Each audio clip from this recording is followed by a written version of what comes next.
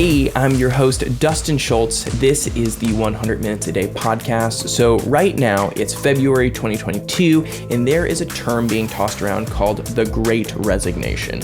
Everything needs to be dramatic right now, right? So in the last 6 months, we've been seeing this and feeling this as a studio with many of our clients talking about needing to create culture content to help in hiring and getting some of the best talent in-house. So we decided to bring on the podcast one of our good friends, Madison Burns, who worked in employer brand marketing at Cisco, a brand you probably know, and we talked about employer brand. So what does that mean?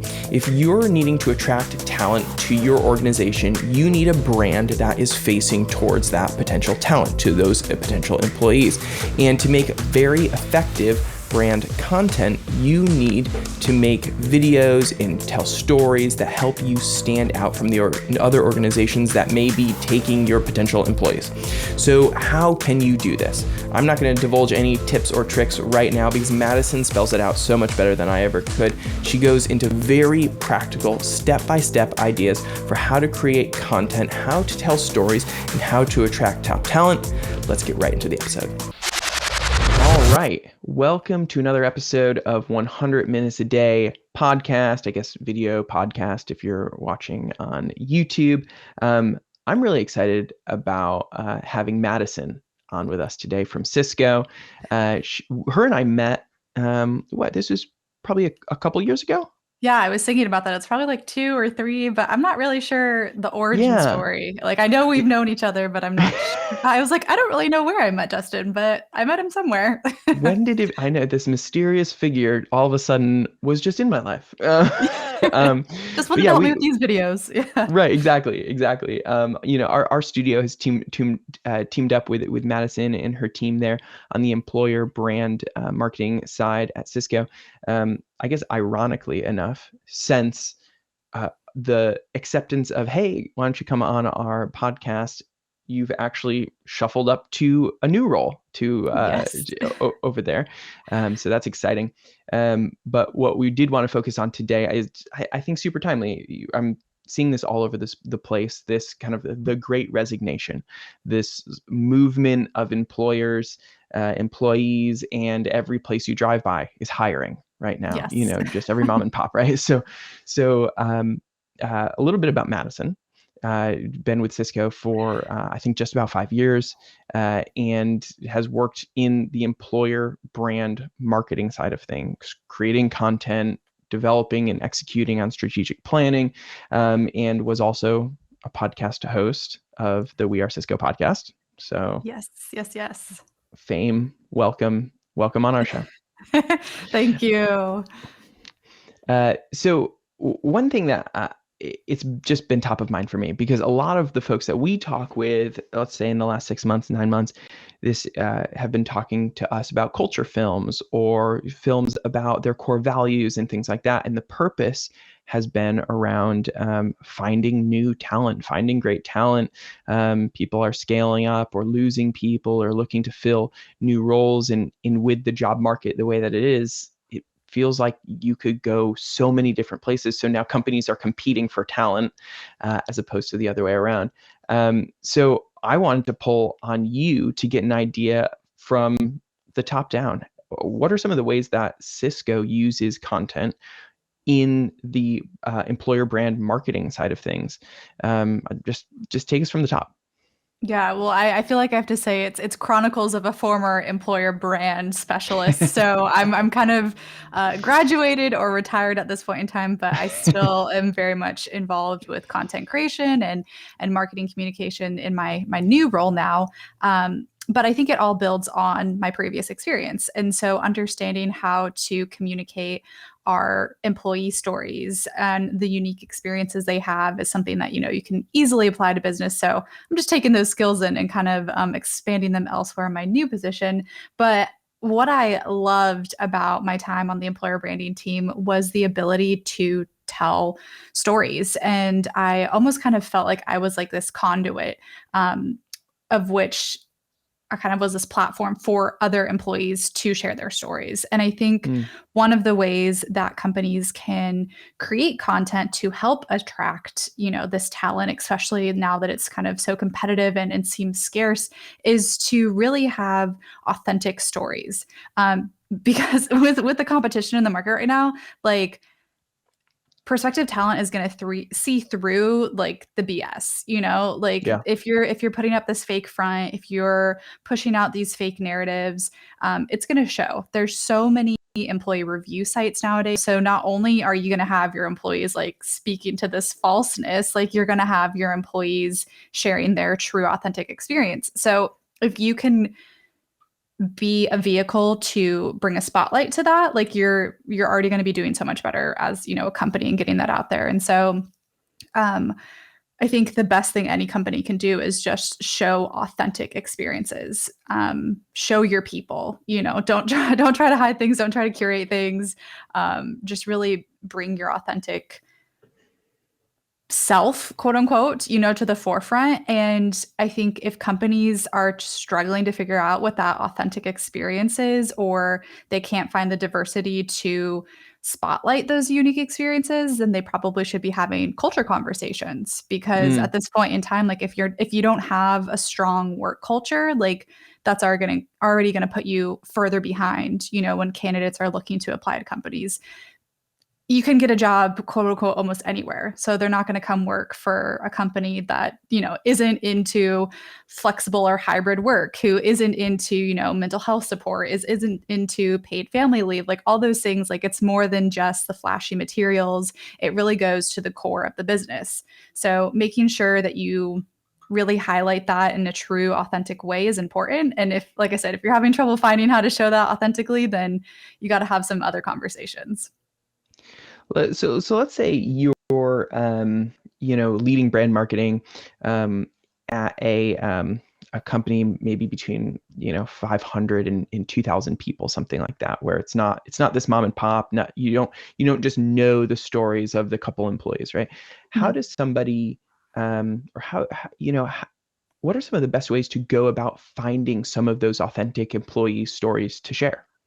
Yeah, I think it's just talking to people. I Mm. know it's kind of just putting something out there and seeing. It's almost like fishing, right? Like you put the shiny lure out there and you kind of see what comes. Like you just kind of put out in different spaces or networks, whether you have employee resource organizations or groups, whatever your company might call them, almost kind of putting out just like a call for stories. Like, hey, we're looking for XYZ and QRX. If you are somebody or know somebody who has that, like reach out. So whether it's looking for early in career employees who have worked completely virtually through the last, 2.5, 3 years, and you want to hear how their experiences have been, or you want to know about someone's experience who had a non-traditional path to the position that they're at, who didn't go to college, who doesn't have a 4-year degree. I feel like the best way you can find those stories is just to kind of put it out there or put it into people's ears, because then they will kind of put it out to their networks. So you only have Mm. so much access yourself, right? Like you only know so many people. I only know so many people. But when we can kind of cross those networks, like I then gain access to people that that I didn't know, and the other way around. And then that's how you kind of find those diamonds in the rough, I like to say. I did a lot of employee vignette videos where we would kind of find those people who had those unique stories or experiences and then highlight them to, attract talent at Cisco. And so in doing so, I would ask some of my colleagues, hey, I'm looking for a person that maybe is kind of something like this. And they would kind of help me just web out into the network that is Cisco. And so I think just putting it out there, because you want somebody who's willing to tell their authentic story. You definitely don't want to force an employee to have to tell this certain narrative or to try to fit into this specific box. That's going to come off as ingenuine, and it's going to feel forced, and it's not going to resonate. And so I think by putting it out there for people to come to that like almost open casting call, like you're going to have much more successful content, because that person's going to want to share their story. They're going to be passionate or have a connection to the project you're working on. So by kind of putting the ask out there and then maybe chasing down some leads, I feel like that's a great way to have people in your content that will, ultimately produce the most realistic and authentic, relatable content. Um, so that was a very long-winded answer, but that's kind of what I've done in the past, Yeah. and that's where I've seen the most success. And not yes to it being a long-winded answer, but yes to that being definitely the successful way Good to do answer. it. Yeah. No, that was exactly made total sense. And now you talked specifically about, you mentioned, hey, the example was we were looking to do some employee vignettes. What did that look like for you in terms of the content that you were putting out from that? What were some of the practicals of the deliverables, and then where they were ending up going? I think that'd be really interesting for folks to hear about. Yeah, so one of kind of like our tried and true pipelines of video content was creating these employee video vignettes. And prior to the pandemic, we did those in person out in San Jose at one of our main offices. We also did them in the Raleigh area at our other kind of like East Coast headquarters. But when we had to kind of, be at home and we weren't in the office anymore, we figured out a way to do them virtually. So our team created these kits that we could send out to the employees. It basically was like this video cage that you could put your phone, Android, Apple, whatever you had at home. We had these microphones, these ring lights, and it all was basically, to help record from home. And so we figured out this process of recording from home, and then, we would kind of walk them through the process. But what we would do time and time again was we'd get a request from our university recruiting teams or our professional recruiting teams like, hey, we're going to be at this conference. Let's say Grace Hopper, that's a very large conference that usually happens in October around women in cybersecurity. And we want to make sure that we have relevant content in promoting it prior to the pandemic. But now everything's virtual. So when they come to the virtual booth, we want to provide them with relevant content that's going to resonate, that's going to, give something to the audience. Yeah. So we're like, okay, great. We gotta make this video. We're gonna look for women in tech. We're gonna look for women in cybersecurity, and we're gonna share their stories. So we would kind of find our focus group, find those individuals that would want to work with us on the video and share their story. And then basically what I would do, very similar to the podcast, is kind of have a pre-interview with them, break the ice, get to know them. They would get to know me a little bit, and then I would kind of create talking points from that conversation, which was usually about 30 minutes to an hour. And then I would kind of bring out 3 to 5 main nuggets. We used to call them like key nuggets. These are the things that we want to hit on in the video. They may not be said word for word the way that I had them written down, but like these are the elements and the vibes that we want to capture. And so then we would go and virtually record using Cisco WebEx. And that was kind of like the ability to be there together. And our video team, our creative team would also be on the call. So I was kind of interviewing them, walking them through their questions. Elena Cates, one of my teammates, she would also be on the call, kind of doing that as well. She would have sometimes different perspectives and dig on questions that I, maybe thought were okay, but then she would come in and get more information. So it was great to kind of have that two-person approach. And then, like I said, our creative team was on there to make sure that the lighting was right, that they weren't cutting off their head in the video or, like too far to one side. So when they got all the footage, they could edit it and make it, something usable. So we would do that. That was kind of like the second step, was to record virtually. And then the third step was for our video team to create these vignettes, as we call them, which were typically 30-second cuts for social, and then 60 to 90 seconds for kind of that longer form content. And then ultimately, we would house those on the We Are Cisco YouTube channel. So as you're listening to this, if you want to see what those kind of looked like, you can go visit that and see our pre-pandemic and then our virtual ones. And now, they're kind of, for the most part, evergreen content that our recruitment teams use, that, they kind of just are repurposed for any, talent attraction, recruitment content that might be needed as they apply to different conferences or different situations and scenarios.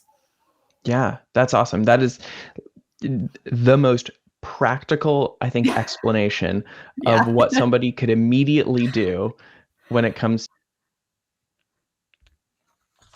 that. That was weird. So shifting you the work popped as away well. for a second, but I, you're back. I left. I'm back. I wasn't bored. I promise.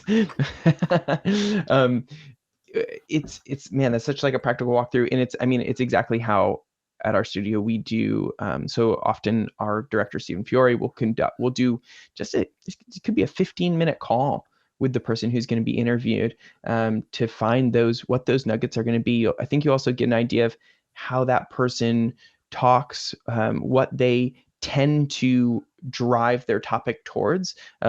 Is it more towards what you're trying to say? Is it kind of away, and maybe they're not actually the best subject that's been vetted so far, and kind of to build what we call, we refer to it as an ideal script.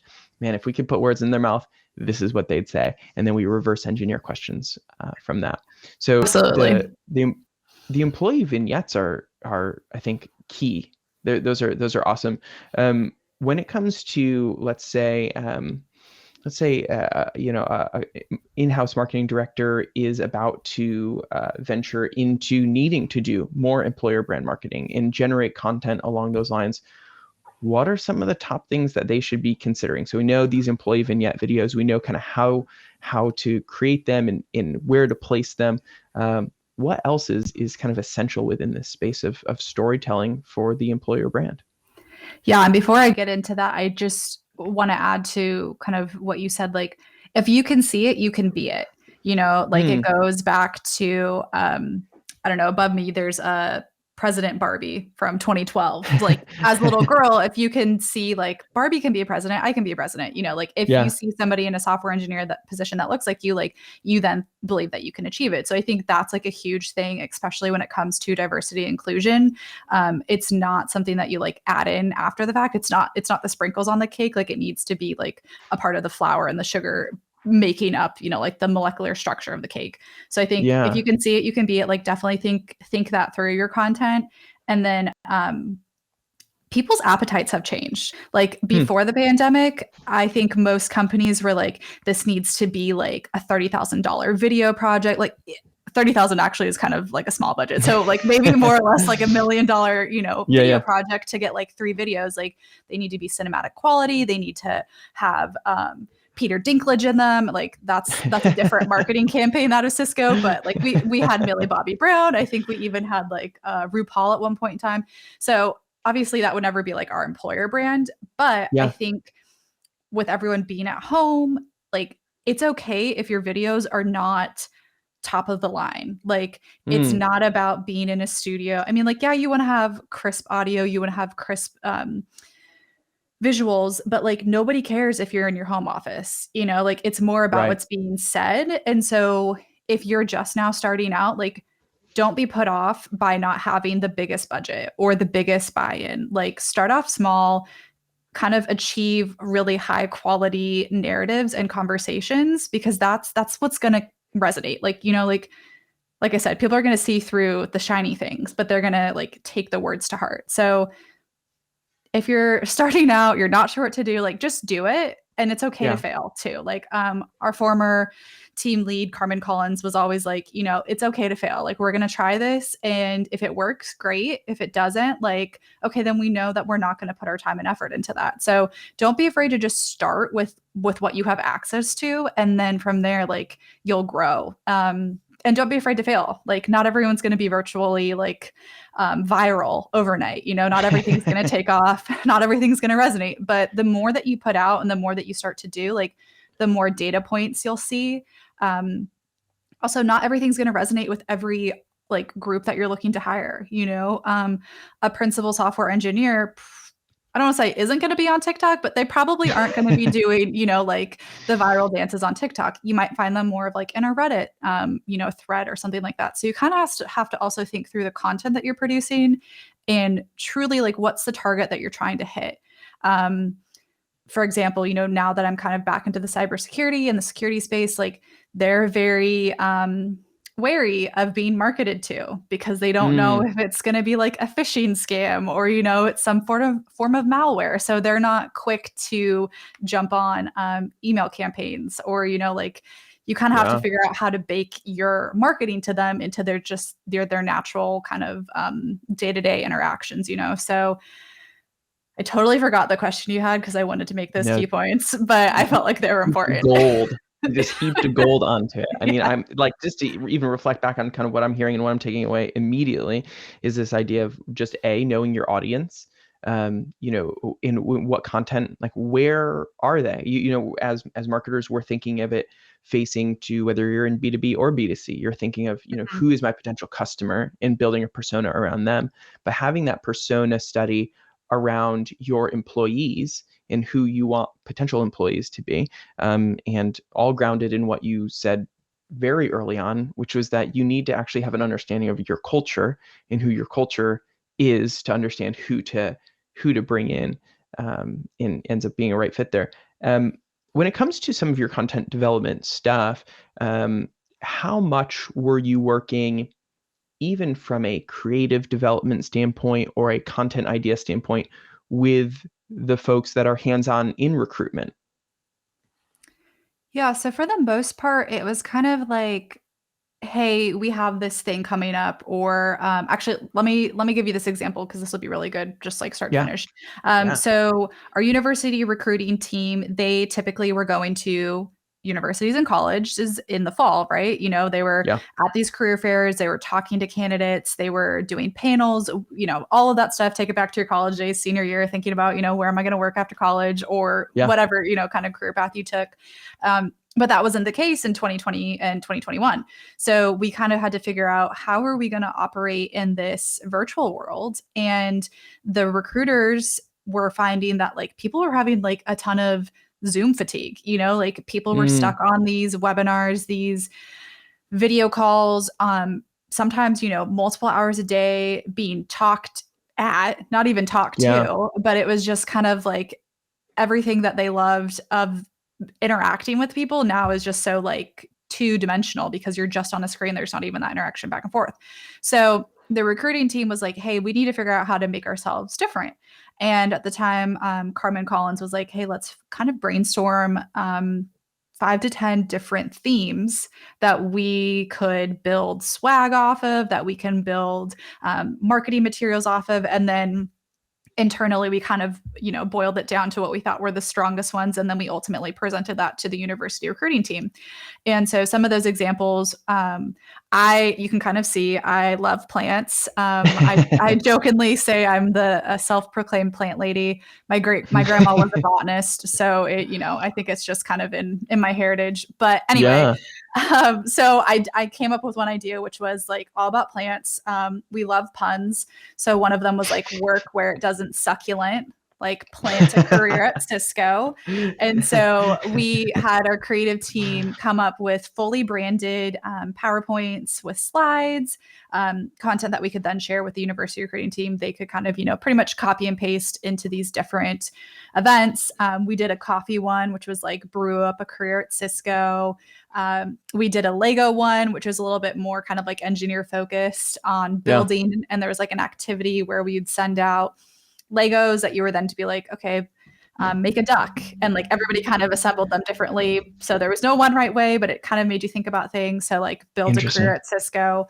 Yeah. So we came up with these ideas, and then the university recruiting team was able to take them within the college spaces, but then also I believe it's called like Cisco in 60, another part of our professional recruiters putting on basically 60-minute info sessions, but making those fun, making those relevant, kind of trying to differentiate them when everybody else is already trying, to gain your attention and kind of put on these things. What could make ours different? So that was a direct need of the university recruiters and ultimately the recruiting space in general, that they needed to stand out. We needed to differentiate ourselves. How could we do that? And us as employer branding and the creative team were able to kind of, make these events that were fun. And then kind of in that employer branding vein of that, we made sure that the content we created was reflective of our employees. Like we use a huge thing at Cisco, and I would hope that anybody listening would take this away, is to use employee generated content. I know Mm, some brands are like very cartoony or illustrations. Maybe they're black and white, but like we use strictly employee generated content for employer branding. And I think wow. there's just a ton of wisdom in that because it's truly authentic. Like there's no editing, like there's no Facetune on our part. Like yeah, we crop them to fit, Instagram and Twitter, but like it's that's how you're getting that back to that authentic, storytelling. Like you're allowing the employees to tell the company's story. And so we make sure that we use that throughout all the content that we use. And then it's kind of cool because then, people see, oh, I'm on Cisco's Instagram, or, oh, I saw you in a presentation and now you're my teammate. Like that's so cool. So yeah, another key takeaway, employee generated content, like huge advocate for that. Yeah. And with some of that, are you using any special tools or resources? I mean, you talked about the kit that you'd shipped out, right? Are there any other special tools or resources that you found helpful for capturing that employee content and storing it, kind of managing it, to be useful and accessible for the team? Yeah, so our social team is led by Jennifer Burns, and then there's also Andrew and Kim on that team, and oh man, they do a ton of hard work. We have a mailer. They're constantly listening on social, so that's another thing too. If you're just starting out, like get into social listening to see what people are talking about, like how they're talking about your company. And we do that by following the We Are Cisco hashtag. So we keep it simple with just one hashtag, simple for us to follow and simple for users to use. It doesn't take up a huge part of the text. And so with that, most of the time, somebody on the social team will reach out and be like, hey, we love your photo. Like, if you're willing to let us share, like, please email to the mailer that we have. And then people, will email their photo and their backstory. And then that gets put into a photo library that we then manage. Sometimes we'll create portals to share with teams if they need content. But for the most part, the team pretty much owns and manages that, which is a huge task. So they really put in all the hard work to keep things organized. And then one of the biggest ways that we generate employee content is through the We Are Cisco, the Love Where You Work photo contest put on by the We Are Cisco team. And so with that, we use the hashtag Love Where You Work and hashtag We Are Cisco. And for a certain time each year, it's usually kind of around this time into March. So January, February, March timeframe. And we encourage Cisco-wide to post photos on their social using those hashtags. But also we kind of have some different, I guess, categories. So whether it's like Cisco Pets, Cisco Kids, Cisco Swag, it's just so that way we can encourage employees to share more about, their Cisco experience in their personal and professional life. And that's a huge way that we get a lot of the content that we then, use on our social channels and our materials. But we also do small campaigns like that throughout the year. We did one with the emerging talent group and the early in career kind of employee resource group. So we were able to create content for them. So then we could use that in PowerPoints and promotional materials for them. So that would also be kind of like one way that you could start creating that content or gathering it, is by doing kind of small campaigns where you incentivize or gamify, people sharing on social. They do win prizes with the Love Where You Work contest. There's kind of like global winners, and then there's category winners. But even just sending, we have connected recognition at Cisco, or whatever kind of benefits you have at your company that you can share among peers.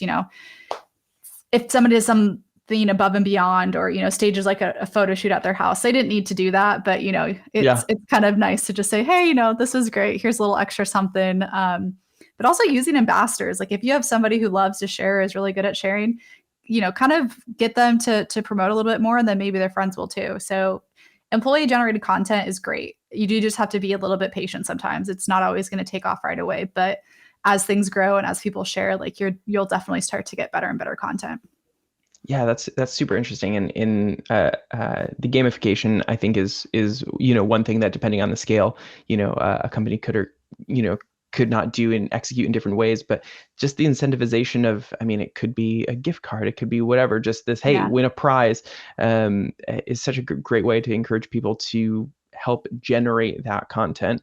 And I imagine there's so many just insights about the actual culture, like taking a pulse of it, that you get from that like are so beneficial internally beyond just hiring, which is just it's just interesting for me to think about and consider. And I think it was want to say it was like on a master class. There was the woman who's the CEO and founder of Spanx was talking about her first PR hire.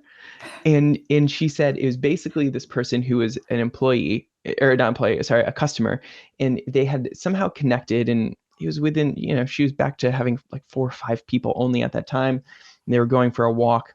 Oh, I think maybe it was like her first assistant or something. And they're going for a walk, and she's just talking about how amazing the product is and how much she loves this and how much she loves that. And it was, they'd gone and grabbed coffee and walked back. And by the time she's back, she's like, do you want to be my head of PR? And she's like, I've never done that before. I have no idea how I would do that. She goes, you're just a huge advocate for the brand, and you can just go and say those things to the people that I'm trying to talk to as well. And so kind of just looking around and taking a step back and be like, who really likes to work here? Like, who talks about where they work? Who actually wears the swag when they don't need to? And see what they're open to sharing about the company, and how you can repurpose that into just sharing their voice. And if there's kind of like one takeaway that I feel from this whole thing, it's you'd basically started off from the beginning. So if someone stayed for the first 30 seconds, they already just took the gold nugget. They're done. No one else is listening anymore. That in that first 30 seconds, you had said just simply about sharing the authentic stories of your people, and that being the lens through which to approach employer brand marketing is just almost, to me, like the bedrock of how to do any of this. Yeah, you have to start somewhere, right? And so just start there and grow from it. Like, be okay with failure, be okay with things not taking off. And also, I think one of the things that we kind of realized this past fall working on a project is there was this like kind of like culture thing that we were trying to promote and talk about, but we weren't finding those people that fit the perfect square, like that checked off all those boxes. And I think you kind of have to be okay sometimes being like, hey, that's where we want to be as a company. That's what we're striving for, but we're not there yet. Like, we hope to eventually have that reflect in our content and reflect in our marketing materials, but we're not quite there yet. We need to do more of that culture work so then we can spotlight it. And so I think that's, working at Cisco, it's amazing. Like, it's a huge company. Obviously I've kind of bounced around. You could have so many different careers in, 20 years here, but they're putting in the work so that way they can talk about it and not in a bragging way, but like that authentic employee story way. So yeah, just start somewhere, start little, and eventually, you'll kind of snowball and things will be great.